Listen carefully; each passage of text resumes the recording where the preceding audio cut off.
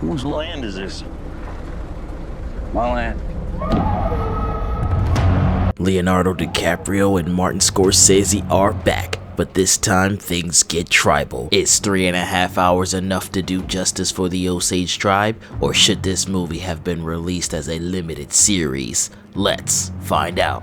But before we get too far in the video, if you guys could leave a like on this video, it really helps me out. I'm trying to fight the beast that is the YouTube algorithm, so make sure you leave me a like. Killers of the Flower Moon takes us on a historical journey into the annals of the Osage tribe's troubling past. In this drama, Leonardo DiCaprio takes on the lead role, but at the heart of the movie are the intricate and chilling events that transpired when the Osage Indians discovered oil on their lands. The narrative revolves around the ruthless pursuit of this valuable resource by outsiders, ultimately leading to the tragic consequences. I got a question. You like women? That's my weakness.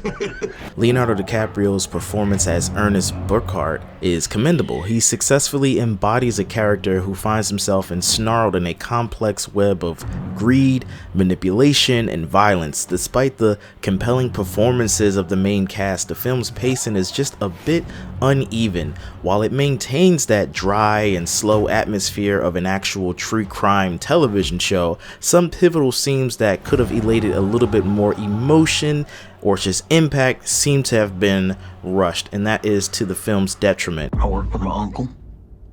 You scared of him? Oh, he's the nicest man in the world.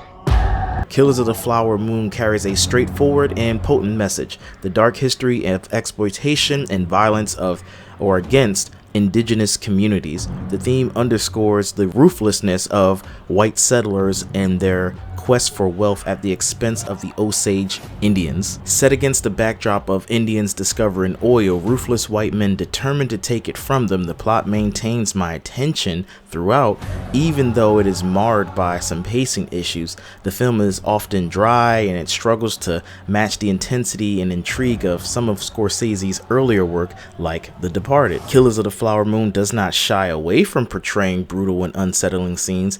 Notably, there was an autopsy that was done, but again, it moves so fast. Also, there was a scene that you could see in the trailer with the shocking explosion. However, these impactful moments tend to be so fleeting in a movie that's lengthy and sometimes moves at a slower than desired pace. The runtime just feels excessive, and the absence of subtitles on some of those parts throughout halfway through the film, where Leonardo DiCaprio and his wife they're talking and she's speaking in her native language, it leaves me as an audience member feeling somewhat disconnected.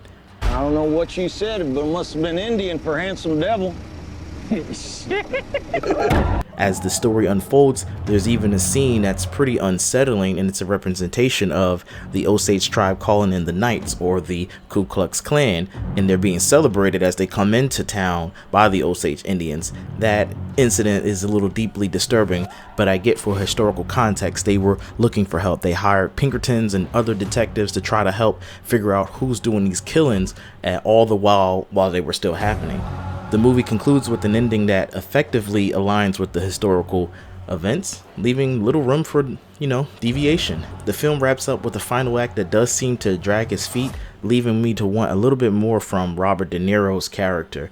While the film's long duration may test the patience of some viewers, its message is a testament to the Osage tribe's history, and it remains a standout feature.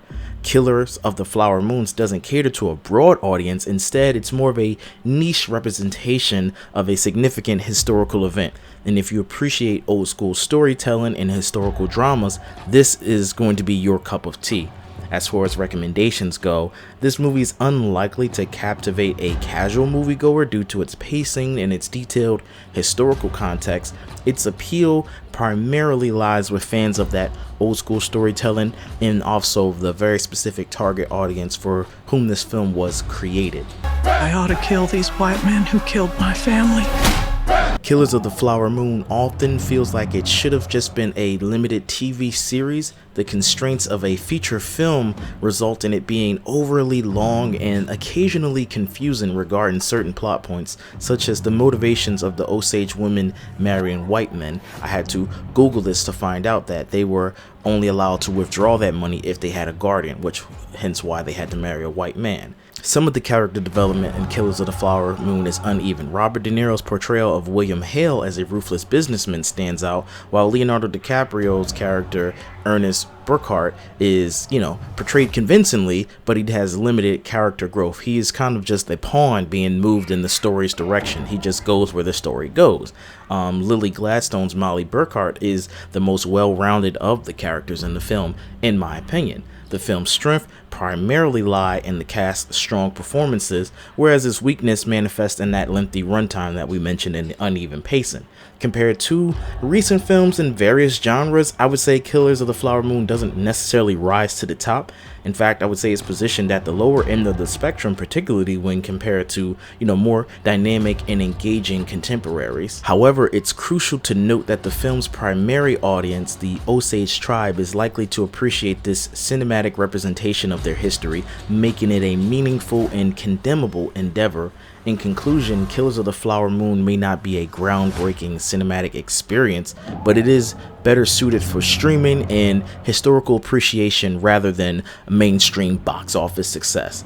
On a scale of 1 to 10, I'm going to give this film 6.5 killers out of 10. It may not be for everyone, but it serves as an important platform for acknowledging the dark chapters of history, and that in itself is a valuable contribution. So what did you think of Killers of the Flower Moon? Did you like it? Did you love it? Did you hate it? Did you even see it? Now, I know this film was too long, but are there any other long films that you really enjoyed? Maybe I've seen them, maybe I haven't. Let me know yours in the comment below. And for more news and movie reviews, check out our thoughts on A Haunting in Venice. And for everything else, keep it locked here on CPG. I ain't got nothing but regret.